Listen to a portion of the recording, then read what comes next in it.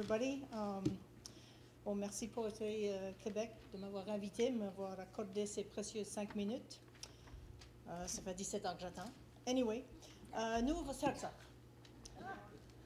Well, that's Yiddish for I'm glad I didn't have to wait for the bicentennial for these 5 minutes.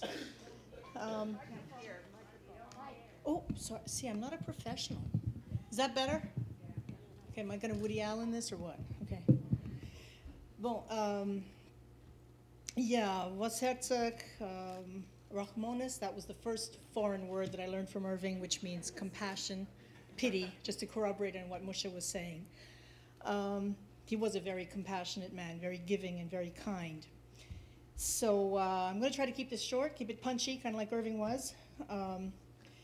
Look, Leonard Cohen said it best, all right? Canada lacks the instrument with which to measure the man's greatness. There's a petition out there to sign that's about lack of display of anything about the centenary at the bookstores on Main Street here, which that's kind of a sham de nabisha, another word I learned from Irving, which means a damn shame. So for me, the way I knew Irving, and not to whip out my spousal abacus about how long I spent with him, which was, oh, let me just tell you that, 24 hours a day, 7 days a week for almost 14 years. That'll leave a mark. But for me, he was very much a quiet madman, never far from tears. That is how I knew him best. Yes, he made noise, he battled, he fought. Well, that's what iconoclasts do, okay? So, and he would look at me and he would say sometimes, they're telling me that I'm making noise and I'm a megalomaniac and I'm arrogant and I'm tub thumping. What they don't see as I'm waving my arms and screaming is that my child has just been run over and is dead here in the middle of the road. That's why I'm making noise. And I make that kind of noise, wear the motley, in order to draw attention not to myself, but to my work. And he hoped that people would one day take the time to flip through and get to know him through the lines that he wrote, with his blood, with his sweat and tears.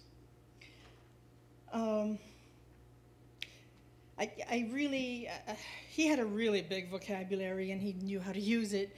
And I lack the words right now to describe the intensity, the complexity, and the pleasure that formed or informed the even tremor of our days. He was a lot of fun, too. Let's not forget that. He was a barrel of monkeys. He was a romanische Fresser, which is somebody who likes to nosh, and I'd have to give him knips at Jägel Bagel so he wouldn't steal the little karnatzelas. But they're here for samples. They're free. So he was addicted to the news, not just to Mama Liga, which I learned to make for him, but he was addicted to the news. And as a by-the-by, he predicted the end of apartheid and Nelson Mandela's rise to power 11 years before it happened. And just to follow up on Erwin Kotler, yes, I can confirm you were one of his favorite spiritual sons. And every time you'd be on the news and you'd be doing something marvelous again, his tears would well up into his eyes, and that's my boy, that's my spiritual son. He was enormously proud of you. Not because the spiritual sons adored him or adulated him, but because he watched them take the tools that he gave and make the best that they could with those tools and go on and make their lives and make their mark on the world. That is what he admired in you and several others. So he liked to watch the news. He watched the movies, of course. 60 Minutes, Murder, She Wrote. It was that typewriter thing that always got him in there. And the Golden Girls. I think he had something for Dorothy. I'm not sure. So, I was an insatiably curious student, and he was the primordial, extraordinary teacher. And when I would write a particularly good line, it happened rarely, but it happened because I was too busy doing his stuff. And he would look up at me and he would say, "Blessed is the teacher whose student surpasses him."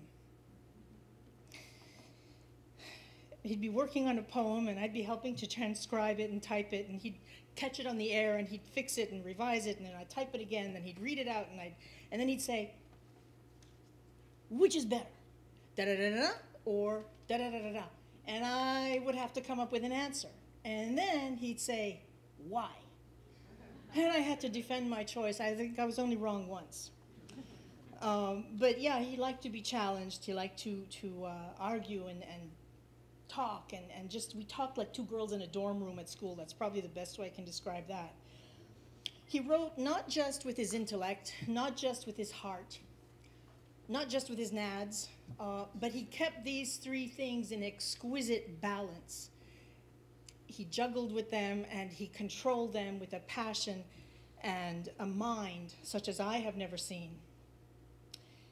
And I think he put, using colloquial language, everyday language even, and he stretched that out, having digested the bloodiest century that mankind has ever seen. He digested it back to us, and he stretched it out over a classical framework. And this is what I think the Italians responded to. They didn't look at his fly, they looked at his work. And maybe that has something to do with their 2 Nobel Prize nominations for him. Just saying, you know? And so when we would go to Italy, which would happen many times, I traveled very many countries with him and places. I was very privileged to do so. We were invited one time to have lunch with Fellini. So here I am, picture this. I'm in the back of the Mercedes-Benz with Irving on this side and Fellini on this side, and we're speeding through the streets of Rome, going to Fellini's favorite restaurant, where Irving began to interpret Fellini films to Fellini.